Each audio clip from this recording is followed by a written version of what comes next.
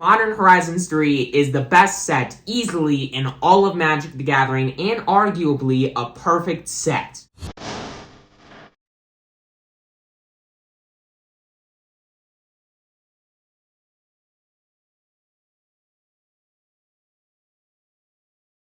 Hello and welcome to the table, and today I'm going to be talking about what exactly a perfect set means in the context of Modern Horizons 3 and why exactly I think it is such an above-rate set. So to start things off, what are the requirements and what do I mean exactly by a perfect set? Because when I say perfect, I don't literally mean perfect.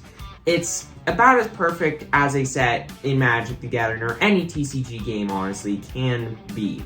Now, the requirements are, first off, that it has to provide a great limited experience. Now, while I haven't played Modern Horizons 3 yet, I'd be willing to bet that it is going to be super fun to draft and play in Limited, because Modern Horizons 2 was one of my favorite sets to draft in all of Magic the Gathering, and the set looks better, so what else do I need to say?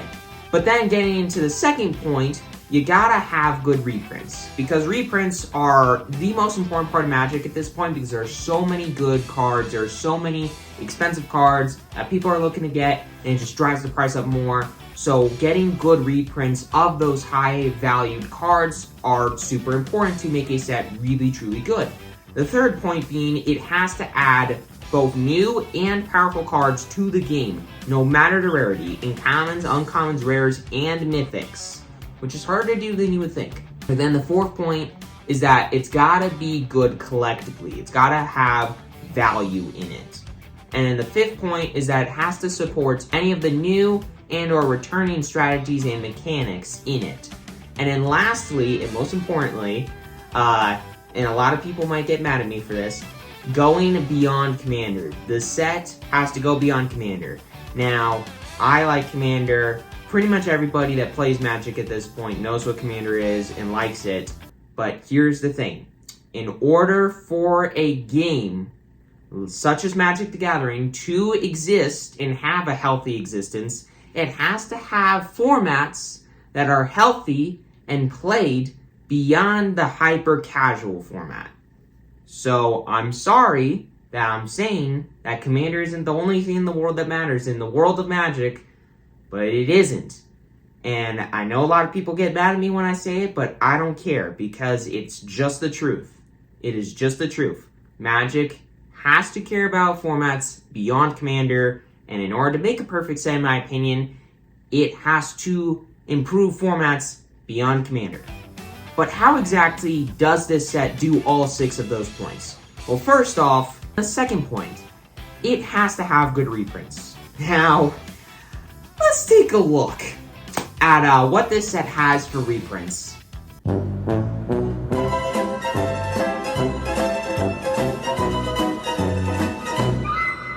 So yeah, I think it's covered. Not gonna lie, I think it's covered. But then getting into the third point, it has to add new and powerful cards to the game. Well, for this, I'm gonna do a little song that's gonna be so wonderful and not sound terrible at all. For the commons there's Straben Charm, Tune the Narrative of Curse Marauder, and of course you cannot forget the land cycle. For the uncommons there's It That Heralds the End, Null Elemental Blast, Static Prison, Kozilek's Unsealing, Marionette Apprentice, and Vexing Bauble. For the bears there's Echoes of Eternity, the Flare Cycle, Strix Serenade, Warren Soul Trader, Spring Heart Nantuko, and the Monocolored Land Cycle. And lastly, for the mythics, there's the Eldrazi Titans, Ugin's Upraining Necro Dominance, and Ugin's Labyrinth. And lastly, but certainly not least, there's the Transforming Planeswalkers. And of course, there's a ton of things that I forgot. Comment, scream at me down below. So yeah, there we go. There is a crap ton of cards from this set that are going to be very valuable in all formats of the game, of all different rarities, and they all add power to the game, and they're all freaking insane. So yeah, tons of brand new cards that are going to be very fun and very powerful. And oh, by the way, this is not even looking at the reprint. So this set has power. This set has a ton of power. Now, is it good from a collectible standpoint? Are you seriously going to make me pull up the song again? Are you seriously going to have to make me pull up the...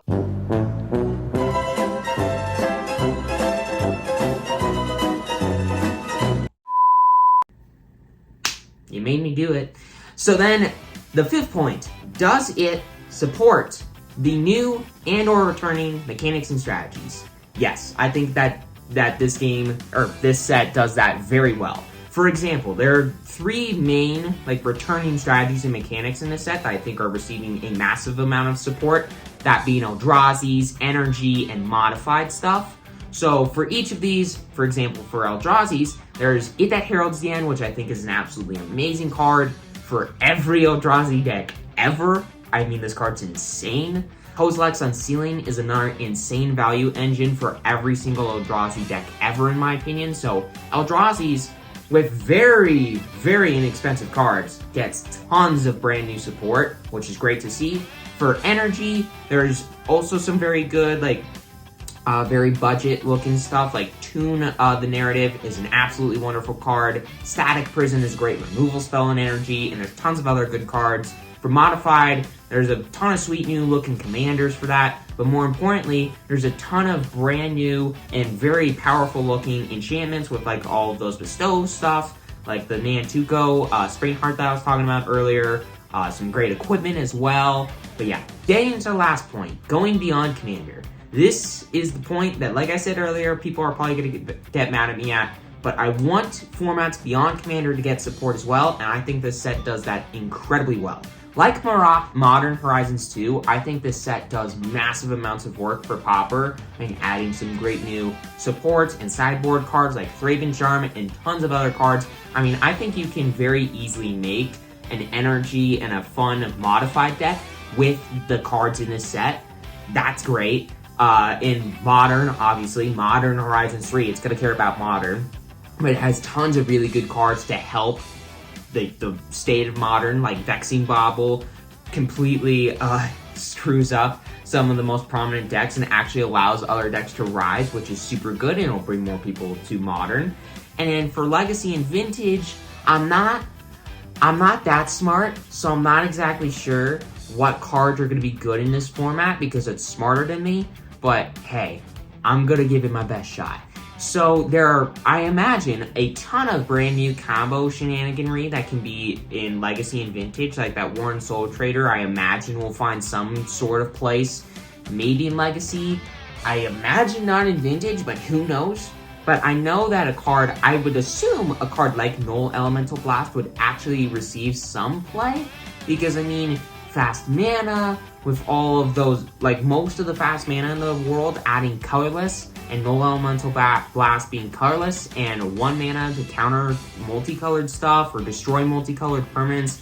I imagine that would be really powerful in Legacy, maybe even in Vintage. Who knows? Leave a comment down below if you think I'm wrong.